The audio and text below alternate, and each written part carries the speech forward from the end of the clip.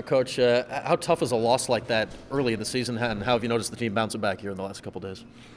Well, we coaches came in on Sunday and watched the film, and we just made so many mistakes. That being said, I have to give Maryland a lot of credit for coming into the Carrier Dome, playing well, shooting well, playing good defense, and obviously winning a lot of faceoffs. I imagine nobody on either side of that game expected to ever see a second quarter like that. I don't think so. If anything, we thought it was going to be a close game because we thought they're a well-coached bunch, and we knew the faceoffs were going to be a battle. And just because of the style of play that they use, it's usually a little slower tempo, spend a lot of time substituting. And so it really surprises for them to get that many goals. And I imagine with this year's schedule, there's no time to feel sorry for yourselves with Virginia coming up and everything right behind it. Yeah, oh no, because we watched Virginia on film quite a bit. They're a much improved team. There's a team that I think had a similar score to our Maryland score last year in the playoffs, where they really handled Maryland late in the year. And we're at their place. We're at night, and we haven't been on a full field a lot. So that's one of the things that's really glaring. Not being able to be whistle ready and getting a full field situation is bothering us right now. John, you mentioned you made a lot of mistakes. What are one or two areas that you really want to correct and shore up this week?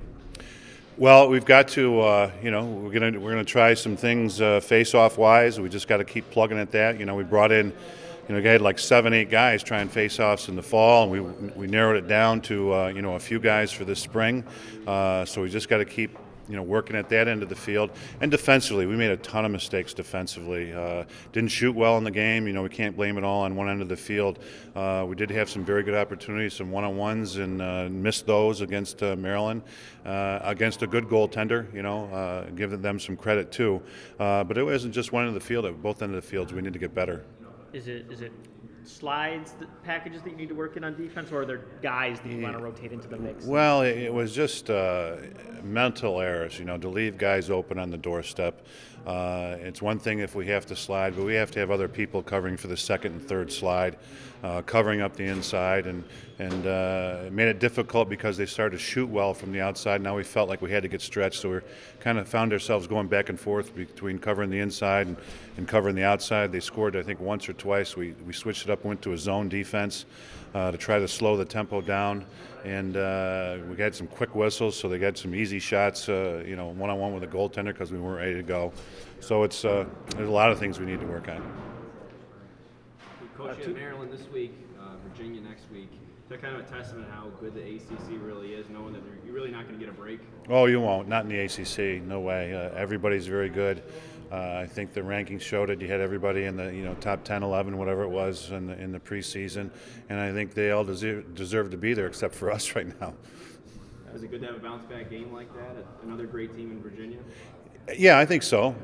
Again, we have the whole week to work on things. We do lose a day because we traveled down there, but we're able to see everything that we did wrong on film yesterday. We're going to be watching Virginia today, and again, the coaches were in on Sunday to review that and get a game plan ready for the week. You mentioned the rankings. Are you a coach that uses that at all in motivation, or do you bring that up ever in the locker room? No, I really only care about the rankings at the end of the year. I couldn't even tell you. I haven't looked at the poll to see what anybody is this week. So it's something I really don't pay a lot of attention to. I think the guys and the media, look at that stuff on their own, and I don't need to add more incentive to it or bring more attention to it throughout the week. 2004, John, you had a similar loss early in the season and came back and had a great year and won a national title.